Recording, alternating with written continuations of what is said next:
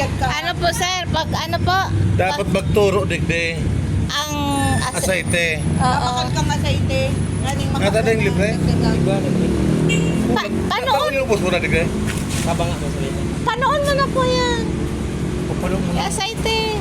Babakal ka sa rong litrong aceite, dadagdagan Oh, tapos di man sobraw para naman kami na. nagtitesting man sa nakaano, kung sa ano nakandap.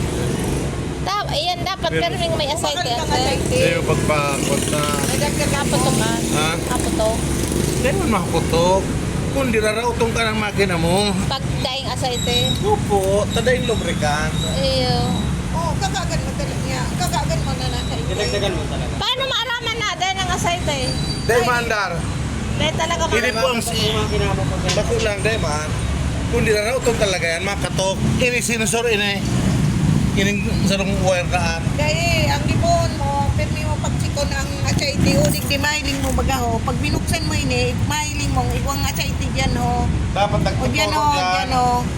ay dapat Dahil ka naman ka nadigdi, basta importante yung mahiling mo diyan ang aceite iwang. Kaya dapat perming dahil mo pagpahubasan tayo yan maraot ang At saka dahil makina. talaga madama na andar. Ha? Dahil binandar. Oo, May buda. sensor yan. Buda, magkingani, anoan, mararaot ta, ano iba, ipabayan siya na hanggang sa ano. Kaya, permi mong pagchikon ining aceite, mahiling mo mambaga, bumakal kang aceite pandagdag. Iya.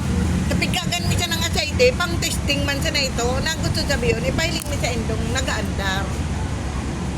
Kunyan, ini paghilingon mo, bago ka magpandar, ilingon mo, mahiling mo mambaga digdi.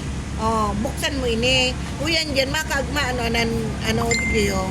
iling din. Mahiling mo. Wakalan mo kitarong litro. Pag dagdagan na sana, pwede man kaagan mi. Tapos pag